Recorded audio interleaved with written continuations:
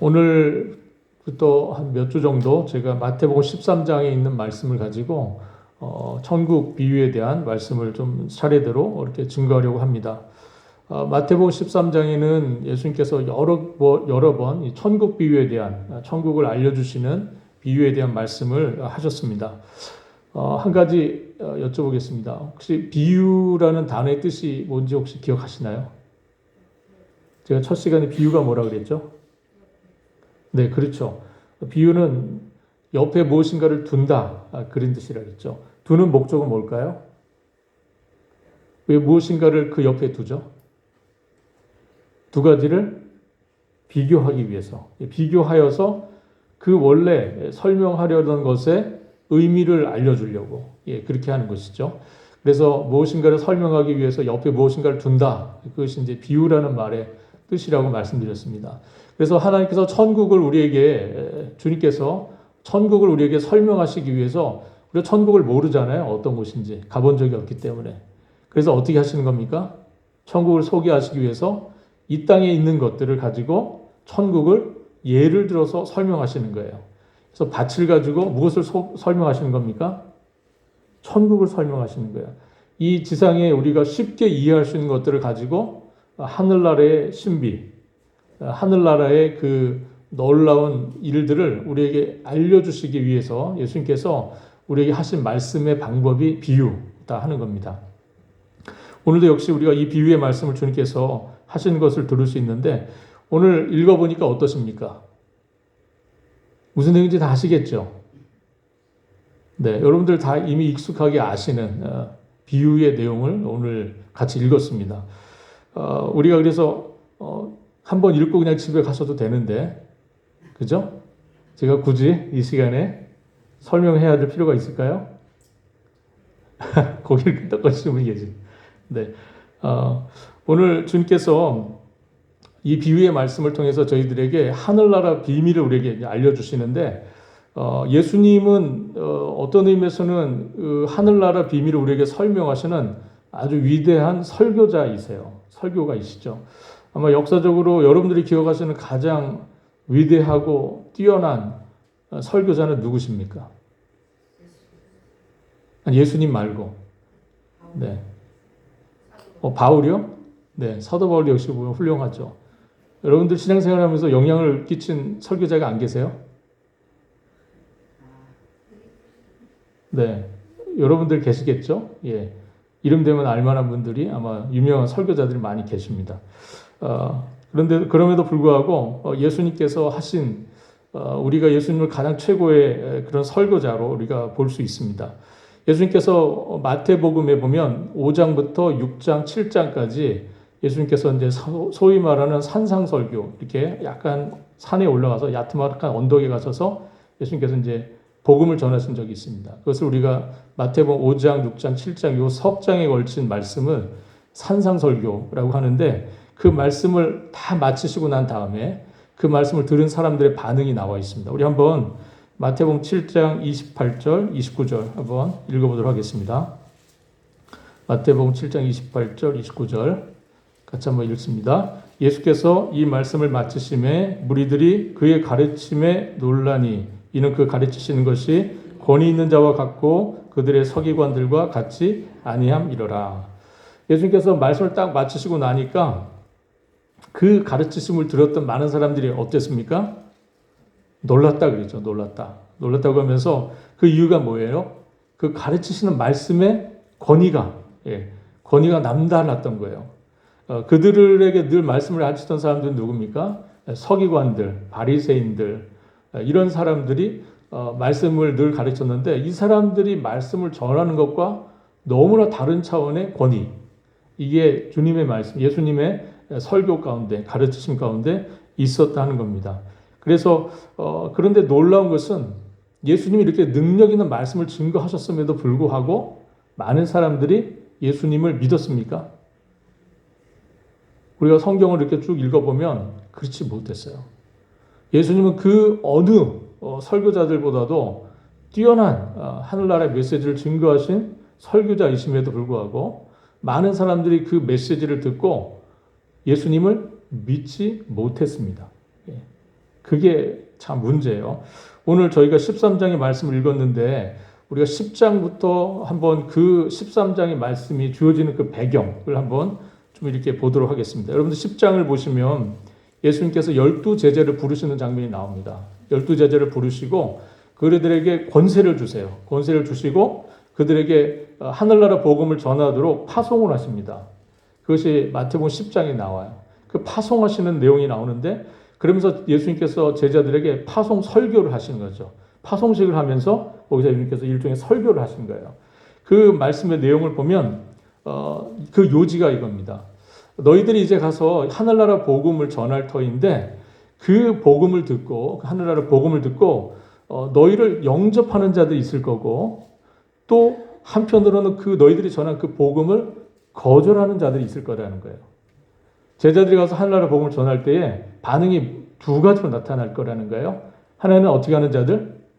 영접하는 자들이 있을 거고 또 하나는 어떤 부류가 있을 거라는 겁니까? 거절하는 자들이 나올 거라는 거예요. 이 이야기를 주님께서 제자들에게 보내시기 전에 파송하시기 전에 이 이야기를 먼저 해주십니다. 그러시면서 주님께서 그런 자들을 두려워하지 말고 너희들을 거절하고 영접하지 않는 자들을 두려워하지 말고 오직 하나님만을 두려워해야 한다 이렇게 말씀하십니다. 그렇게 하면서 10장에 그 예수님이 제자들 파송하시는 파송식이 있습니다. 그 뒤로 11장으로 넘어가면 예수님께 어떤 사람들이 찾아옵니다. 어떤 사람이 찾아오냐면 그 당시에 세례 요한이 옥에 갇혀 있었습니다. 옥에 갇혀 있던 세례 요한이 그의 제자들을 예수님께 보내요. 예수님께 보내서 무엇을 질문하게 합니까? 그렇죠. 오실 그이가 당신이 맞습니까? 라는 그 질문을 하게 하는 거예요. 오실 그이는 누굽니까? 그렇죠. 메시아죠. 우리가 기다리는 그 메시아가 당신입니까? 라고 감옥에 있었던 세례 요한이 그들의 제자들을 보내서 예수님께 묻게 하셨다는 거예요. 왜 세례 요한이 의심을 하고 있을까요? 지금 세례 요한의 마음속에는 예수님에 대한 일종의 의구심이 들은 거예요. 그 이유가 뭘까요? 처음에 예수님께 세례를 했던 사람이 누굽니까? 세례 요한이죠. 그러면서 정말 예수님을 정말 오실 그이, 메시아로 확신을 했었어요. 그런데 시간이 지나면서 나타난 예수님의 사역을 보면서 세례 요한의 마음속에 뭐가 들은 거예요? 일종의 회의가 들은 거예요. 예수님이 말씀을 전하시고 열심히 사역하시는 것 같은데 사람들이 모두 다 열광적으로 주님을 따르고 있는 것 같지는 않아 보였던 것 같습니다. 그래서 세례 요한이 오실 그이가 당신이 맞습니까? 라고 제자들을 통해서 묻게 하였다는 것이죠. 그러면서 예수님께서 이 요한의 제자들에게 뭐라고 말씀하시냐면 자신이 메시아임을 확증하시는 말씀을 하시면서 오늘 그 11장 17절을 보면은요 이런 이야기를 하십니다. 피리를 불어도 춤추지 않고 슬피 울어도 가슴을 치지 않는다 하는 말씀을 하세요. 이 이야기가 뭘까요? 피리를 불어도 사람들이 춤을 추지 않고 그리고 슬피 울어도 가슴을 치지 않는다 하는 이야기를 주님께서 하십니다. 이 말씀하신 의미가 뭘까요? 이거는 그 당시에 그 아이들이 동네에서 놀이를 했던 것을 이야기하는 겁니다. 어떤 놀이냐면 아이들이 일종의 피리를 불면 어떤 거예요? 피리를 불면 어떻게 합니까? 이게 결혼식에서 즐겁게 춤을 추는 거예요. 그래서 음악 소리가 나오면 피리를 불면 아이들이 뭘 해야 합니까? 막 춤을 추면서 결혼식 행사 놀이를 하는 겁니다. 그런데 갑자기 이제 한쪽에서 슬피 울기 시작하면 남은 아이들도 그것에 장단을 맞춰서 뭐 합니까? 같이 울어요. 가슴을 치면서. 뭐 하는 거예요, 이제는? 결혼식입니까? 아니죠. 장례식 놀이를 하는 거예요. 이 아이들이 했던 이 놀이를 이야기하시면서 주님께서 사람들이 기뻐할 때는 함께 기뻐하고 슬퍼할 때는 장단을 맞춰서 함께 슬퍼하는 것이 맞는데 이 백성들, 하나님께서 지금 주님께서 하늘나라 복음을 전하시는데 이것에 맞춰서 사람들이 그렇게 하지 않는다 하는 그 말씀을 하고 계시는 거예요. 그러시면서 그 11장 뒷부분에 보면 주님께서 가장 많이 이적을 행했던 도시들이 나옵니다. 가장 많은 이적을 행했던 도시들이 세 군데가 나오는데 어디가 나오죠? 고라신과 베세다와 가버나움 이 세 도시를 언급하시면서 믿음으로 반응하지 않은 이 하나님 나라의 복음을 전하고 이적을 제일 많이 베풀었던 그 세계 도시가 마땅히 주님께 믿음을 더 보이고 주님께서 나와야 하는데 그 사람들이 그러지 못한 거예요. 그 부분에 대해서 주님께서 뭐라고 그러십니까? 그 마을들을 저주하십니다. 예. 주님께서 마땅히 하나님의 복음을 전하고 이적을 행하고 하면 이 사람들이 더 많이 주님을 믿어야 되잖아요. 다른 동네보다. 근데 다른 동네보다 많은 일을 했던 그곳에서 더 많은 역사들이 일어나지 않았던 겁니다. 사람들이 믿지를 않았어요. 그 이야기가 나와서 12장으로 넘어가면 예수님께서 안식일 문제로 고소를 당하시는 이제 그 기록이 나옵니다. 그러면서 예수님께서 이때 귀신 들려서 눈이 멀고 말 못하는 사람을 고쳐주십니다. 그러자 사람들이 뭐라 그래요? 와, 그 주님이 놀라운 능력을 행하셨다고 주님을 찬양하고 주님을 믿었습니까? 그렇지 않았어요. 뭐라 그랬습니까? 예수가 그렇게 한 것이 귀신의 왕 바알세불의 힘을 입어서 저렇게 한 것이라고 오히려 예수님을 뭐 했습니까? 비난했습니다. 예수님의 이런 많은 말씀, 그리고 주님의 이 놀라운 이적들이 드러날 때마다 사람들이 믿고 따른 것이 아니라 오히려 뭐 합니까? 배척하고 멀리하고 하는 이런 일들이 계속 나타났어요. 그리고 이 적대감이 나중에는 비난을 넘어서 예수님을 죽이려고 하는 것까지 발전을 합니다. 이러한 이 사람들의 반응이. 그러면 우리는 여기에서 질문을 하나 던지게 됩니다. 어떤 질문을 하게 되냐면 예수님께서 그렇게 능력 있는 말씀을 전하셨고 또 많은 이적을 행하셨다면 사람들이 왜 주님께 대해서 이런 반응을 보일까 하는 거예요. 사람들이 왜 이런 반응을 주님께 보일까 하는 겁니다. 이것이 바로 오늘 본문, 오늘 저와 여러분이 읽었던 마태복음 13장 1절로 23절까지의 말씀의 아주 배경입니다. 이것을 우리가 이해하고 오늘 본문을 들여다보면 좋겠습니다. 예. 우리가 주님께서 이 마태복음 13장의 말씀은 천국 비유라고 그랬죠. 이 비유를 여러 개 말씀하시는데 이 말씀이 끝난 다음에 예수님께서 13장 제일 끝으로 가서 53절로 56절을 보면 이 비유의 말씀을 마치신 후에 그곳을 떠나서 어디로 가십니까? 고향으로 가시죠. 예, 고향으로 가시는데 거기에서 또 회당에서 가르치셨어요. 그런데 그 사람들이 뭐 합니까? 그 가르침을 받고 놀랍니다. 놀라요. 그죠? 54절을 보면 그러면서 이 사람의 지혜와 이런 능력이 어디서 났느냐 이렇게 얘기합니다. 그러면서 그 사람들이 이어서 하는 말이 뭐예요? 이는 목수의 아들이 아니냐? 그의 어머니는 마리아, 그 형제들은 야고보, 요셉, 시몬, 유다라 하지 않느냐? 그 누이들이 우리와 함께 있지 아니하냐? 그런즉 이 사람의 이 모든 것이 어디서 났느냐 하고 궁금해합니다. 그러다가 이게 분명히 놀란 거죠. 예수님의 이 말씀에 이 사람들이 놀란 것이 분명합니다. 그러나 57절 보겠습니다. 57절 같이 읽습니다. 예수를 배척한지라. 예수께서 그들에게 말씀하시되 선지자가 자기 고향과 자기 집 외에서는 존중을 받지 않음이 없느니라 하시고. 말씀에 놀랐습니다. 네. 그런데 이 사람들의 반응은 뭐예요? 주님을 더 믿었습니까? 아니죠. 배척했습니다. 이상하지 않습니까? 이 이상한 반응들이 계속 예수님의 사역 속에 있었어요. 그런 반응들이 오늘 본문을 이해하는 아주 중요한 배경이 됩니다. 이것은 오늘날 예수님 시절뿐만 아니라 오늘날에도 적용될 수 있습니다. 오늘날에도 하나님 나라의 복음이 선포되었을 때에 많은 사람들이 그 복음에 대해서 다 아멘으로 화답하며 따르는 것은 아니다 하는 겁니다. 복음이 전해질 때에 많은 사람들이 오히려 반대하고 오히려 그것을 배척하는 일들이 많이 일어난다 하는 겁니다. 오늘 주님께서 이러한 그 배경을 우리가 좀 기억을 하고 오늘 본문을 볼 필요가 있습니다. 똑같은 말씀이 전해지고 또 능력 있는 말씀이 증거되었지만 모두가 다 그 말씀으로 인해서 은혜를 받고 그것을 좋아하고 받아들이는 것은 아니다 하는 사실입니다. 이 질문에 대해서 주님께서 오늘 이 비유를 통해서 우리에게 답을 주시는 거예요. 왜 그런 일들이 일어나는지, 왜 그런 일들이 일어나게 되는지 우리에게 오늘 비유를 통해서 주님께서 답을 하고 계십니다.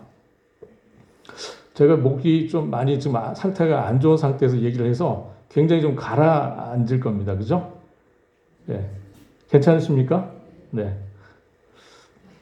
네. 제가 좀 굉장히 목이 좀 가라앉는 상태에서 여러분들에게 좀 말씀을 드리고 있습니다. 양해해 주시고.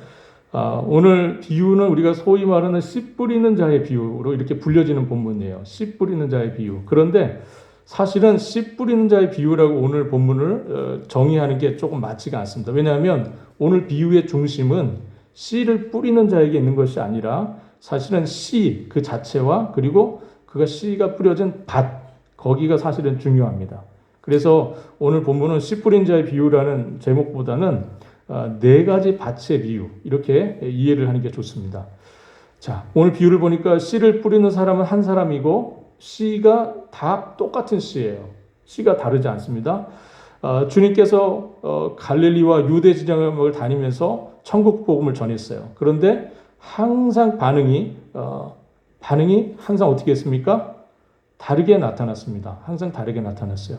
왜 똑같은 씨가 뿌려지는데 왜 항상 다른 반응이 나타날까? 그것이 오늘 비유를 이해하는 아주 중요한 것이 됩니다. 오늘 네 가지 밭의 비유가 네 가지 밭이 나오는데 이 네 가지 밭은 이 복음이 전해졌을 때 나타나는 여러 가지 다양한 사람들의 반응을 의미하는 겁니다. 본문 4절 한번 첫 번째 밭인데요. 오늘 한번 본문 4절 말씀 한번 다시 한번 읽어보겠습니다. 뿌릴 때에 더러는 길가에 떨어짐에 새들이 와서 먹어버렸고. 첫 번째 이 씨 뿌린 비유에서 씨가 어디에 뿌려집니까? 더러는 길가에 뿌려졌다, 던져졌다 이렇게 얘기합니다. 이 길가라고 하는 것은 이스라엘에 가보시면 밭과 밭 사이에 이 길이 있습니다. 그러니까 이쪽 밭과 저쪽 밭 사이에 우리는 이제 그걸 고랑이라 그러나 이랑이라 그러나요? 예, 그거를 얘기하는 겁니다. 그런데 여기 이제 사람들이 하도 밟고 다녀서 이게 땅이 어떻게 됐을까요? 단단하게 굳어져 있는 겁니다. 그런데 씨 뿌린 사람이 우리는 이렇게 씨를 뿌리고 이것을 하나하나 이렇게 정성껏 씻지만 이 유대인들이 이렇게 씨를 이렇게 흩뿌립니다. 이렇게 손으로 해서 잡아가지고 한 움큼 잡아갖고 이렇게 뿌리면서 간단 말이죠. 그러다 보니까 이 씨가 밭에도 떨어지지만 어디로 떨어집니까? 그 옆에 길가에 떨어지는 경우도 있는 거예요. 그런 경우를 얘기하는 겁니다. 그런데 이 길가에 뿌려진 씨는 어떻게 됩니까? 그 길이 단단해서 씨가 뿌리를 못 내리는 거죠. 그래서 이 길가를 굳은 마음, 어떤 의미에서는 단단한 그러한 굳어진, 닫혀진 마음, 그렇게 우리가 이해할 수 있습니다. 우리가 예배당에 나와서 하나님 말씀을 여러분들 들으시죠. 들으시는데 여러분들이 귀로는 말씀이 들려요. 귀로는 말씀이 들립니다. 그런데 그 말씀이 귀로는 들렸는데 이 마음에 떨어지지가 않아요. 그런 경우들이 있습니다. 우리가 한국말을 하고 있기 때문에 이 말 자체가 이해가 되지는 않으실 거예요. 그죠? 다 이해가 되실 겁니다. 그런데 문제는 뭐냐면 이 말씀이 여러분 우리의 마음에 제대로 떨어지지 않는다는 겁니다. 어떤 사람들은 이 하나님의 말씀에 대해서 자기 생각을 가지고 밀쳐내는 경우가 있고 어떤 경우는 자기 주장으로 그거를 밀쳐내는 경우가 있고 자기 의를 주장하면서 이 말씀을 거절하는 때가 있습니다. 이거는 어떤 면에서는 교만한 마음이죠. 교만한 마음. 그러나 이 교만한 마음은 자기가 알기 때문에 교만을 부리는 건데 어떤 의미에서는 굉장히 영적으로 볼 때는 오히려 무지한 태도입니다. 우리가 교만하다고 말할 때는 뭔가를 알고 잘난 척을 하는 거죠. 예, 자기의 지식을 자랑하는 겁니다. 그런데 실제로 영적으로 보면 그 사람은 뭐한 사람입니까? 무지한 사람입니다. 복음서에 보면 예수님을 대적하는 많은 사람들이 등장하죠. 예수님의 말씀을 전할 때 흠을 찾으려고 했던 사람도 있었습니다. 대표적으로 바리새인들과 서기관과 같은 그런 사람들입니다. 이 사람들은 주님의 말씀이 전해졌을 때 말씀을 나름 열심히 잘 듣습니다. 이 사람들 말씀을 안 들은 게 아니에요. 말씀을 나름대로 들어요. 그러나 그 사람들은 믿기 위해서 들었습니까? 믿기 위해 들은 게 아니죠. 이 사람들은 비판하고 흠을 잡기 위해서 주님의 말씀을 들었던 사람들입니다. 이러한 마음으로 말씀을 들으면 마음이 어떻게 됩니까? 점점 더 완악해지죠. 완악해집니다. 굳어집니다. 결국 이 사람들은 어떻게까지 합니까? 예수님을 죽이려고 합니다. 나중에는 그렇게까지 마음이 발전해요. 그런데 이것이 비단 교회 밖의 문제가 아니라는 거예요. 이 문제가 교회 밖의 아닌 문제가 아니라 교회 안에서, 예배당 안에서도 이런 사람들이 있다 하는 겁니다. 우리가 여기서 주목해야 될 주님의 설명이 있습니다. 4절을 보면 새들이 와서 먹어버렸다 이렇게 되어 있습니다. 새들이 와서 먹어버렸다. 그런데 이거를 주님께서 뒤에서 설명하시죠. 19절에 보니까 19절에 뭐라고 말씀하세요? 19절에 보니까 악한 자가 와서 그 마음에 뿌려진 것을 빼앗았다 이렇게 말씀하세요. 4절에서는 길가에 떨어진 씨앗을 누가 먹어버렸습니까? 새들이 먹어버렸다 이렇게 말씀하셨는데 그거를 주님께서 해석을 하면서 19절에서 뭐라고 그러시냐면 악한 자. 악한 자는 누굽니까? 사탄이죠. 예, 악한 자. 악한 자가 와서 사탄이 와서 그 마음에 뿌려진 것을 빼앗아 가려버렸다. 이렇게 말씀하세요. 결국 우리가 말씀이 길가에 뿌려진 상태에 있는 이 마음 상태에 있는 것은 결국 사탄이 와서 뭐 합니까? 그것을 빼앗아 간다 하는 겁니다. 고린도 후서에서 사도 바울이 이 본문과 관련해서 우리가 좀 주목해야 될 말씀을 했습니다. 고린도 후서 4장 3절과 4절 우리 같이 한번 읽도록 하겠습니다. 만일 우리의 복음이 가리웠으면 망하는 자들에게 가려진 것이라. 그 중에 이 세상의 신이 믿지 아니하는 자들의 마음을 혼미하게 하여 그리스도의 영광의 복음의 광채가 비치지 못하게 함이니 그리스도는 하나님의 형상이니라. 만일 우리의 복음이 가려졌으면 망하는 자들에게 가려진 것이다. 이렇게 말씀하시면서 그 중에 이 세상의 신은 누굽니까? 공중권세 잡은 자. 누굽니까? 예, 마귀죠. 예, 사탄. 예, 이 세상의 신이 뭐 하는 겁니까? 믿지 아니하는 자들의 마음을 뭐하게 하여? 혼미하게 하여 그리스도의 영광의 복음의 광채를 비추지 못하게 했다. 이렇게 말씀합니다. 우리가 복음이 전해졌을 때 복음이 방해받는 역사들, 복음이 나타나지 못하는 역사들의 그 배후에는 뭐가 있는 겁니까? 사단의 악한 자의 이 세상의 신이라고 불리는 마귀의 그런 역사들이 있는 겁니다. 그러므로 하나님의 말씀이 마치 길가에 뿌려진 것처럼 그 마음밭이 그렇게 되어 있는 자들, 그들을 향해서 이런 안타까운 역사들이 있다. 이게 얼마나 안타깝습니까? 하나님 말씀이 뿌려지는데 그것이 마치 길가에 뿌려진 것처럼 되어서 결국은 마귀가 그것을 다 가져가 버리는. 그래서 결코 열매를 볼 수 없는 그런 상태. 길가와 같은 마음 상태. 그것이 있다. 이렇게 얘기합니다. 두 번째는 5절입니다. 5절에 보니까 두 번째 밭이 소개되어 있는데 그것은 덜어는 또 어디에 떨어집니까? 예, 덜어는 흙이 얇은 돌밭에 떨어졌다 이렇게 말씀하세요. 흙이 얇은 돌밭. 이 팔레스타인 지역에 가면 이 대부분이 이렇게 석회층으로 되어 있습니다. 안반이에요. 큰 바위가 있고 그 위에 흙이 아주 얇게 이렇게 깔려 있는 형태의 밭이 많이 있다고 합니다.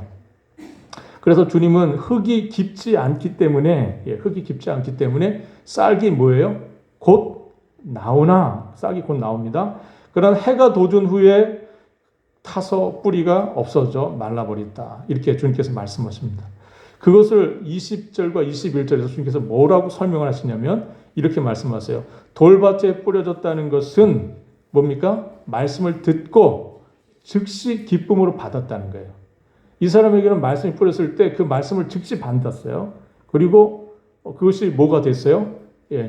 기쁨으로 받았습니다. 그런데 뿌리가 없어 잠시 견디다가 말씀으로 말미암아 환란이 일어나고 박해가 일어날 때에 곧 뭐 하는 자? 넘어지는 자. 이렇게 설명을 했습니다. 이 두 번째 마음의 밭은 이런 겁니다. 여러분 우리가 깊이를 원할까? 우리가 뭔가 신앙생활 할 때 깊이 있는 신앙생활, 어떤 깊은 것을 원하지 않는 거예요. 얇고 피상적이고 얄팍한. 뭔가 우리가 그 신앙, 우리 주님을 알아갈 때, 하나님을 알아갈 때 그 하나님 아는 지식이 그 깊이를 더하고 넓이를 더하고 그리스도의 장성한 분량에까지 우리가 자라가고 하는 것이 우리의 신앙의 목표가 되고 우리의 신앙의 골이 되어야 되는데 아주 피상적인 얇은 것만을 생각하는 그런 신앙생활. 그거를 얘기하는 겁니다. 겉으로는 한없이 부드럽게 은혜를 잘 받는 것 같아요. 왜냐하면 싹이 금방 피기 때문에. 은혜가 아주 부드럽게 처음에 그런 것 같아요. 그런데 그 밑에 뭐가 있습니까? 겉으로는 굉장히 빨리 말씀을 반응하는 것 같습니다. 그런데 그 밑에 뭐가 있어요? 단단한 돌이 있어요. 그래서 어떻게 됩니까? 이 말씀이 그 마음 깊숙이 뿌리를 내리지 못합니다. 돌이 있어요. 돌. 그 마음에 돌덩어리가 있는 거예요. 그래서 말씀을 잘 처음엔 봤는데 문제는 뭐예요? 말씀이 그 밑에까지 뿌리를 내리지 못하는 경우입니다. 그 아래에 깨어지지 않은 채 여전히 완고한 바위덩어리, 돌덩어리가 있는 마음, 그런 마음을 얘기하는 겁니다. 그 속마음이 부서지지 않은 채 여전히 자신의 자아와 자기의 고집과 자기의 독선을 주장하는 그러한 마음입니다.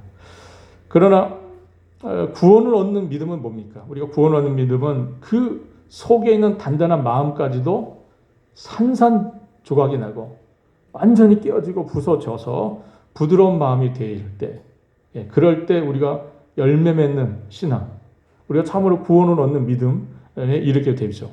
이것은 성령께서 하셔야 되는 역사입니다. 우리의 이 마음에 있는 자아, 그 돌과 같은 거 완전히 깨시고 부서뜨려 주시고, 그래서 부드럽게 만들어져서 말씀이 우리의 그 심령 깊숙이까지 뿌리를 내리게 하시는 역사, 그것이 있어야 한다는 겁니다. 이런 돌밭 같은 그런 마음, 그런 마음은 외면적으로는 처음에 흙이 얇기 때문에 빨리 싹이 난다 그랬잖아요. 그래서 처음에는 굉장히 좋은 것처럼 보입니다.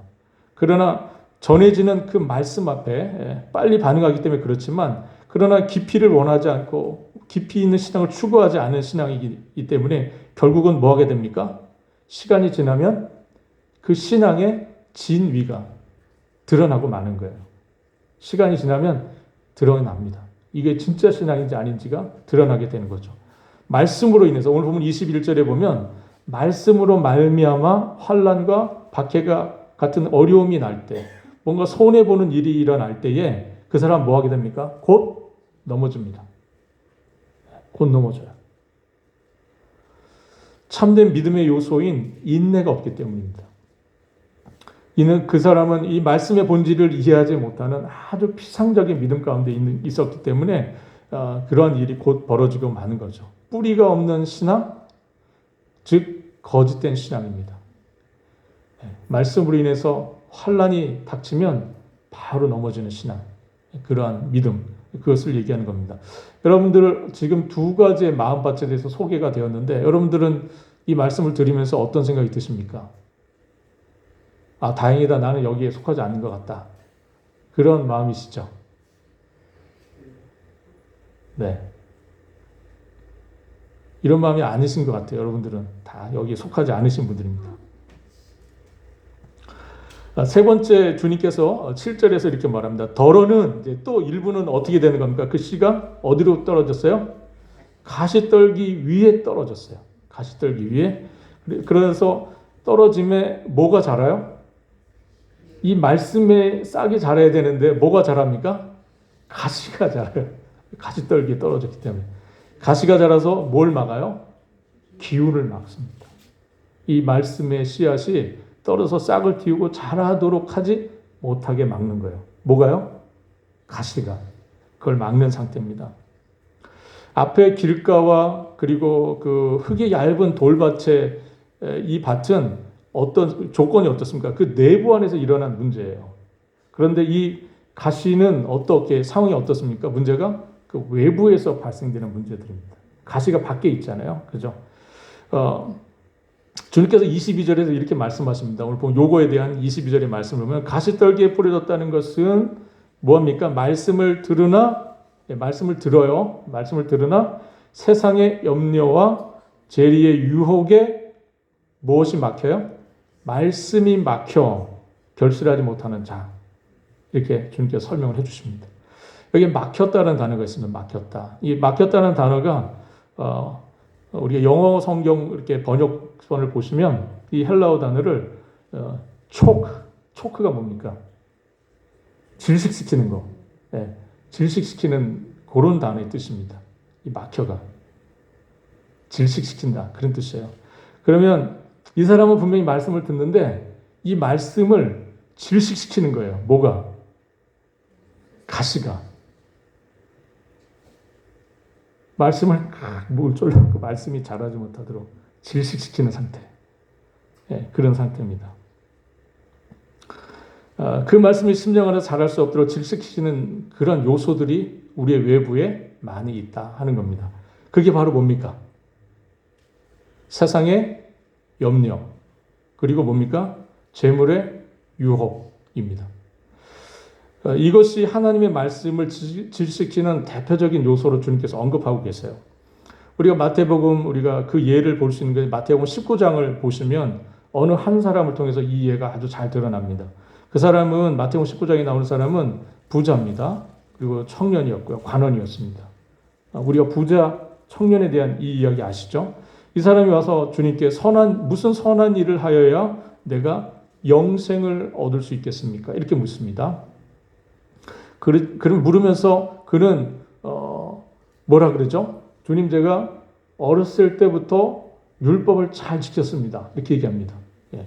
정말 율법을 잘 지킨 사람이에요. 어렸을 때부터 주님의 말씀이라고 생각하는 그 율법, 특별히 십계명을 중심으로 한 그 주님의 율법을 아주 잘 지킨 사람입니다. 그러자 그러나 그 주님께서 그래? 그러면 너가 가지고 있는 모든 재물을 다 팔고 너는 나를 쫓으라. 이렇게 말씀하시거든요. 그랬더니 이 사람이 어떻게 합니까? 마태복음 19장 22절에 그 청년이 재물이 많음으로 이 말씀을 듣고 근심하며 갔다고 이렇게 기록을 합니다. 청년이 주님의 말씀을 들었으나 주님을 따르지 않은 것은 이유가 뭡니까? 재물이 많았기 때문입니다. 이 사람은 뭐가 있는 겁니까? 재물의 유혹을 이기지 못하는 그런 사람입니다. 여러분이 오래도록 하나님의 말씀을 배우고 그리고 신앙생활을 했음에도 신앙이 성장하지 않을 뿐만 아니라 이 부자 청년처럼 자기 안에 영원한 생명, 영생이 있는지를 알지 못하는 정도라고 한다면 여러분들의 마음은 가시떨기와 같은 상태입니다.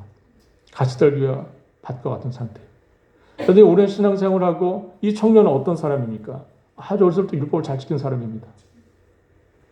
하나님의 말씀을 많이 들은 사람이에요. 나름 말씀을 지키며 살았던 사람입니다. 그러나 그럼에도 불구하고 이 사람이 뭐를 알지 못했어요? 자기에게 영생이 있는지를 알지 못했어요. 여러분들이 오랜 신앙생활을 통해서 하나님의 말씀 참 많이 듣고 나름대로 신앙생활을 하십니다. 그런데 문제는 여러분들 가운데 영생이 있는지를 여러분들이 모르세요.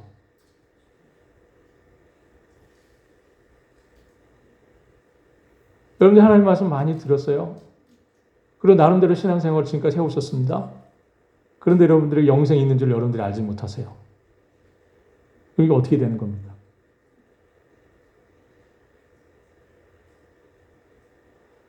무엇이 여러분들에게는 영생을 깨닫지 못하게 합니까? 여러분들 하여금 이 하나님의 말씀 앞에서 확신하지 못하게 하는 가시들은 뭐예요? 무엇이 여러분들의 영생을 확신하지 못하게 하고 무엇이 여러분들이 하나님의 말씀 가운데 자라게 하는 것들을 막고 있습니까? 그 가시들이 뭐예요? 대표적으로 주님은 세상의 염려라고 하셨어요. 세상의 염려. 물론 우리가 이 땅을 살아가면서 세상 염려 없이 살 수 있는 사람은 아무도 없습니다. 삶의 염려 없이 사는 사람이 누가 있겠어요? 다 삶의 염려가 있습니다. 우리가 아무리 믿음이 좋아도 삶의 염려가 있을 수밖에 없어요. 우리가 육신을 입고 있는 한은 그렇습니다. 그러나 그럼에도 불구하고 주님이 이거를 모르지 않으시겠죠. 그러나 그럼에도 불구하고 이것이 가시가 되어서 우리 가운데 일어나는 말씀의 역사를 방해하고 우리 가운데 역사하는 것을 막는다면 그거는 좀 심각한 상태가 되는 거죠. 사도 요한은 요한일서에서 육신의 정욕, 안목의 정욕, 그리고 이생의 자랑에 대한 이야기를 합니다. 사람들이 죄를 짓는데 이 죄의 모든 내용이 보니까 육신의 정욕에 사로잡히고 이생의 안목의 정욕에 잡히고 그리고 이생의 자랑을 하는 그런 삶인 거예요. 이런 삶은 우리의 영혼에 대한 관심을 떨어뜨립니다. 우리가 이런 정욕에 사로잡히고 이런 자랑에 자꾸 사로잡혀 살면 우리가 자연스럽게 뭐에 대한 관심이 사라집니까? 우리의 마음에서 영원한 삶에 대한, 영혼에 대한, 영생에 대한 관심이 떨어져요. 우리가 자꾸 세속적인 것에 관심을 자꾸 보이잖아요. 우리가 이생의 자랑거리들에 자꾸 마음이 사로잡히면 영원한 삶에 대한 관심이 떨어지죠. 그러지 않겠습니까? 매일 내가 가지고 있는 것을 이상의 뭔가 갖고 있는 것을 자꾸 자랑하고 싶어 한다면 그의 마음속에 영혼에 대한 관심이 있겠느냐 하는 거예요.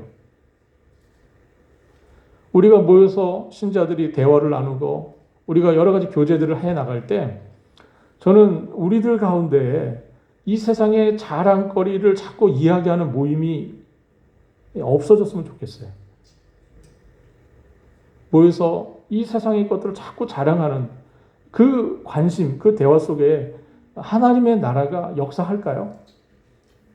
그 가운데 정말 하나님의 나라에 대한 관심과 하나님에 대한 우리의 열망이 그 가운데 있을까요?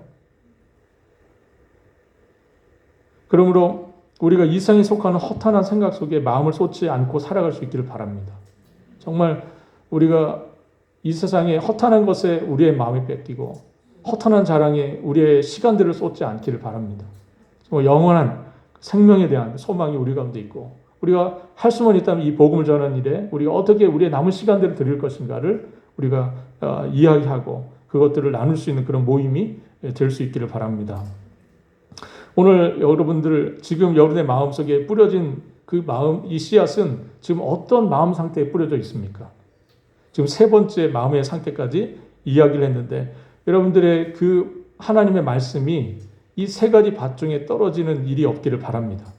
예. 이제 세 번째, 마지막으로 네 번째 8절에 주님께서 말씀하시는 덜어는 또 어디에 떨어졌습니까? 예, 좋은 밭에 떨어짐에 어떤 것은 100배, 어떤 것은 60배, 어떤 것은 30배의 결실을 하였느니라 이렇게 말씀하십니다. 이것에 대해서 주님께서 23절에서 이렇게 또 해석하십니다. 말씀을 듣고 깨닫는 자 이렇게 얘기하십니다. 예, 좋은 밭에 뿌려진 것은 어떤 겁니까? 말씀을 듣고 뭐 한 자? 깨달은 자.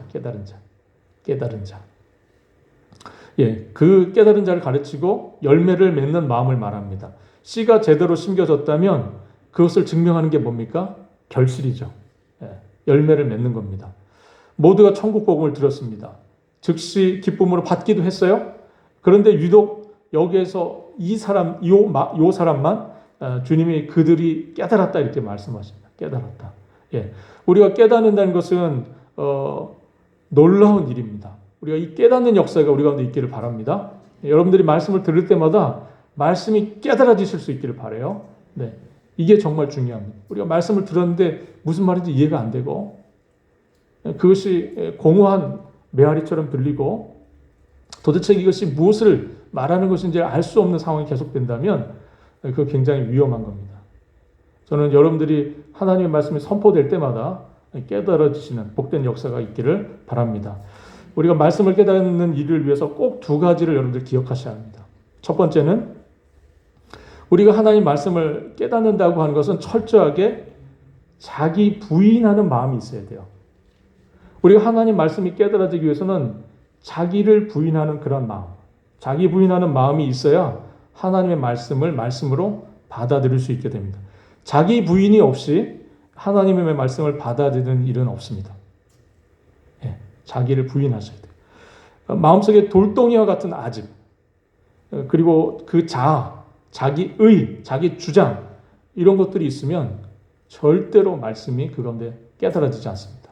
예.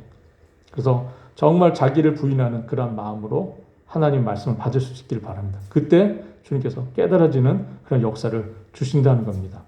우리의 이 속마음이 깨어져야 됩니다. 예.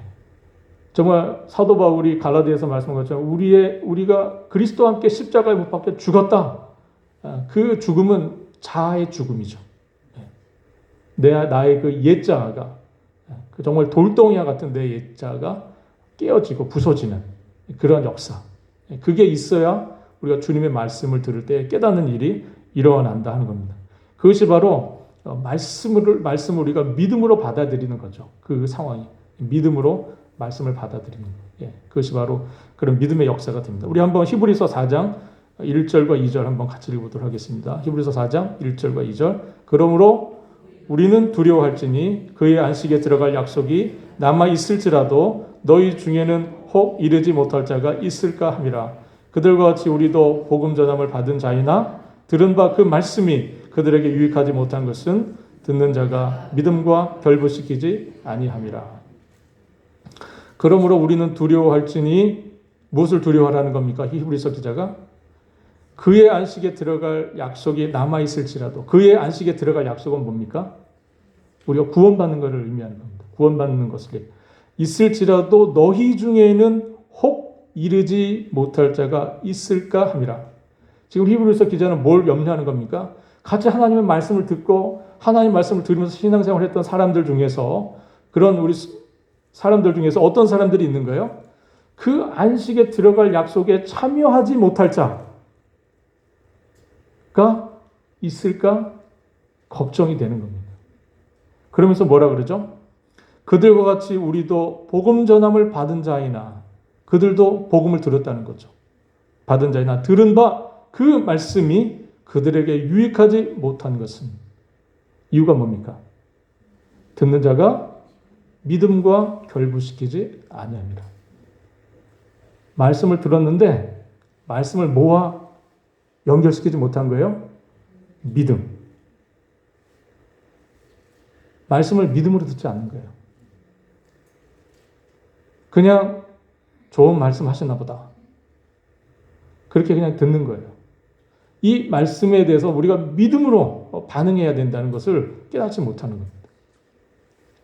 하나님의 말씀이 우리 가운데 역사하기 위해서, 그것은 우리의 마음속에 이 말씀을 믿음으로 받아들이기 위해서는 우리 자아가 깨지는 일이 필요하고요. 그러면서 그렇게 깨진 자아로 하나님의 말씀을 믿음으로 받아들이는 것.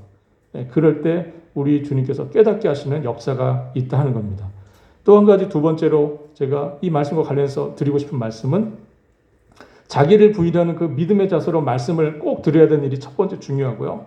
또 하나는 우리가 요한복음 16장 13절의 말씀처럼 진리의 성령께서 우리 가운데 이 말씀을 깨닫게 하시는 놀라운 은총이 있어야 합니다.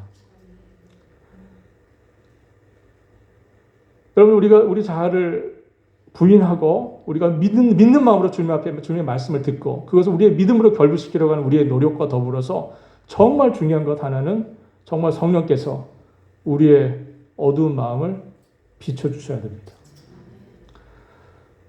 정말 주님 성령께서 우리의 마음에 빛을 비춰주시지 않으면 우리가 정말 하나님의 말씀을 깨달을 길이 없습니다. 세상 아무리 똑똑한 자도 주님의 말씀을 듣고요, 이 말씀이 뭔지 이해하지 못합니다. 주님의 진리의 말씀을 듣고도 그것이 무엇을 의미하는지를 아무리 세상 똑똑한 자들, 좋은 학식과 지식을 갖고 있는 사람들도 이해 못합니다. 그러나 놀라운 것은 아무리 학식이 없고 부족하고 어린 자인지라 할지라도 하나님께서 은혜를 그 마음에 주셔서 성령으로 그 마음을 비추임을 받는 자들은 하나님 말씀을 깨닫습니다. 그래서 비유로 말씀하시는 하나님의 주님의 목적이 뭡니까? 하나는 감추이고 또 하나는 열어주시는 거예요. 누구에게 감춰주고 누구에게 열려주는지 우리는 알 길이 없습니다. 이것이 세상 공부를 많이 한 것이 기준이 아니에요. 이 기준은 누굽니까? 오직 하나님의 은혜입니다. 은혜. 하나님의 은혜. 하나님의 놀라운 은혜로 비춤이 있어야 이 말씀이 깨달아지는 역사가 일어난다. 주님께서 그렇게 우리에게 교훈을 주시는 겁니다. 오늘 저는 이 말씀을 정리하면서 복음은 우리의 마음이 어떤 건지를 확인하는 중요한 기준, 시금석이 된다는 겁니다. 복음에 대해서 반응하는 것을 보면 그 사람이 어떤 영혼의 상태에 있는지를 볼 수 있어요. 그 사람이 복음을 들었을 때에 그 사람이 어떻게 반응하느냐는 그 사람의 영혼이 어떤 상태에 있는지를 보여준다는 겁니다. 네 가지 밭의 종류가 오늘 소개되어 있습니다. 길가와 같은 밭, 흙이 얇은 돌밭, 그리고 가시떨기 모두 다 열매 맺지 못하는 밭입니다. 그러므로 오늘 본문에 있는 밭은 딱 두 가지입니다. 열매를 맺는 밭, 열매를 맺지 못하는 밭. 딱 두 가지예요. 여러분 오늘 주님의 말씀 여러분들의 심령에 떨어졌을 때 모두가 정말 100배, 60배, 30배의 열매를 맺는 그런 밭이 될 수 있기를 바랍니다. 네. 이것을 깨닫는 것은 뭡니까? 이 마음의 토양을 바꾸는 건 누구의 역사입니까? 그렇죠. 농부이신 하나님의 역사입니다. 농부이신 하나님의 역사예요. 농부가 밭이 스스로 마음을 바꿀 수 있습니까? 이 역사는 정말 하나님의 역사입니다. 하나님의 역사. 성령께서 우리의 굳은 마음에 성령의 단비를 부어주시고 굳은 마음을 부드럽게 해주시는 호세아서의 역사, 호세 선지자가 예언했던 그 역사가 여러분들의 심령 가운데 있기를 바랍니다. 오늘 밤에 주님께서 성령의 단비를 부어주시고 우리의 굳은 마음을 부드럽게 해주시고 말씀의 씨앗이 뿌려져서 100배, 60배, 30배 결실을 맺게 하시는 복된 역사가 여러분들에게 있기를 주님의 이름으로 바라겠습니다.